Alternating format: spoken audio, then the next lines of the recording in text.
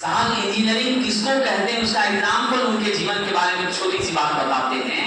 अपने जीवन में विश्वेश्वरैया साहब अंग्रेज का गुलाम उस समय भारत था और दार्जिलिंग में भारत का सबसे पहला और पुराना इंजीनियरिंग कॉलेज है जिसका नाम था कॉलेज ऑफ सिविल इंजीनियरिंग, समझ गए, और सैनिक अभियंत्रण का महाविद्यालय था। उसी की पढ़ाई पहले होती थी, बाकी इंजीनियरिंग का शाखा आया नहीं था विद्यार्थी जी। तो दार्जिलिंग में डिप्लोमा का वो कॉलेज था, बीजे का भी नहीं था।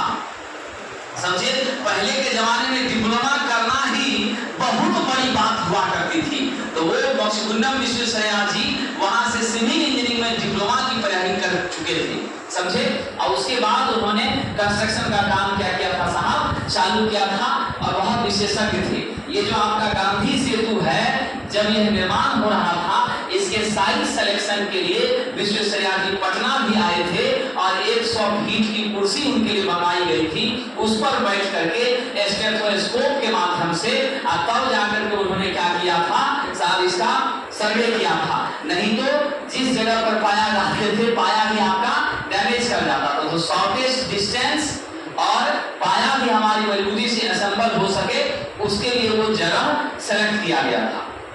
जब देश गुलाम था, भारतीयों के बारे में आप जानते हैं, Indians and dogs are not allowed in, है ना, हाँ, फर्स्ट क्लास है ना साहब, सेकंड क्लास इसमें अलाउ नहीं था, थर्ड क्लास में सफर करना।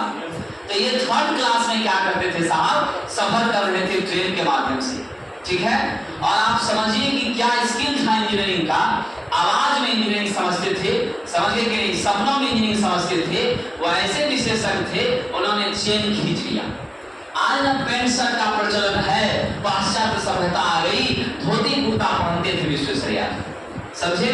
और उस समय में उन्होंने चेन का जंजीर खींचा। जैसे जंजीर खींचा, सारा अंग्रेज सब आग बबूला हो गया कि कौन खींचा कौन खींचा। तुरंत इसको पकड़ा। इसने कहा, ड्राइवर को कहा कि चौथे पहिए मतलब तीसरा डब्बा का चौथा पहिया राइट साइड जाइए, अगर और 5 मिनट गाड़ी चलेगी पहिया खुल जाएगा, ट्रेन एक्सीडेंट हो जाएगी। इसने कहा तुम कैसे कह सकते हो। गया, चेक किया, एकदम बिल्कुल सही नंबर है। 4 नट थी, 4 नट में जाके देखा चौथा पहिया उसका नट बिल्कुल बॉर्डर पर था और वो निश्चित रूप से थोड़ी दूर और गाड़ी चलती तो गिर जाता।